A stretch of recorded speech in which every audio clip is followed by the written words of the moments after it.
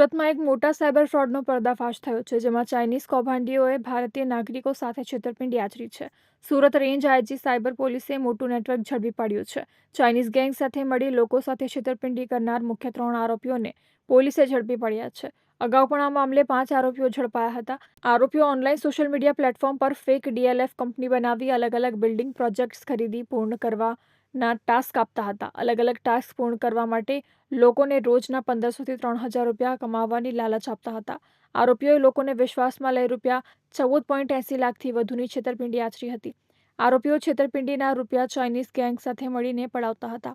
અગાઉ પણ range IG cyber crime પોલીસે બેંક ખાતું ભાડે આપનાર, બેંક ખાતાની કીટ અને સિમ કાર્ડ મેળવી આપનાર એજન્ટને ઝડપી પાડ્યા હતા. જેમાં આરોપીઓ સાયબર ફ્રોડ કરતી ચાઇનીઝ ગેંગ સાથે મળી ક્રિપ્ટોનું વેચાણ કરતા હતા. ત્યારે હાલ તો પોલીસે પોતાના તથા અન્ય લોકોના ક્રેડિટ કાર્ડ આપનાર 3 આરોપીઓની ધરપકડ કરી છે. પોલીસે આરોપીઓ પાસેથી 14 નંગ મોબાઈલ ફોન, 47 બેંકના ક્રેડિટ કાર્ડ અને 6 જેટલા ડેબિટ કાર્ડ સહિતનો મુદ્દામાલ જપ્ત કરી વધુ તપાસ હાથ ધરી છે.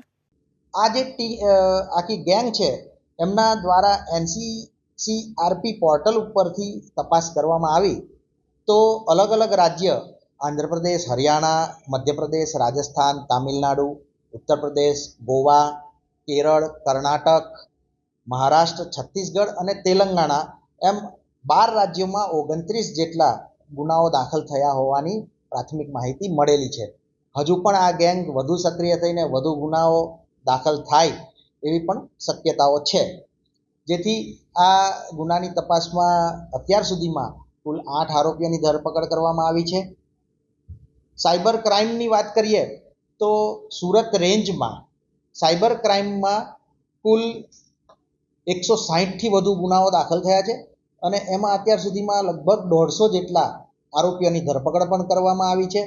આપણે જાણીએ છીએ કે હાલના ટ્રેન્ડમાં સાયબર ક્રાઇમ ખૂબ વધી રહ્યો છે અને તેની સામે આ કેસ આપણને એક ચાવીરૂપ સાબિત થશે.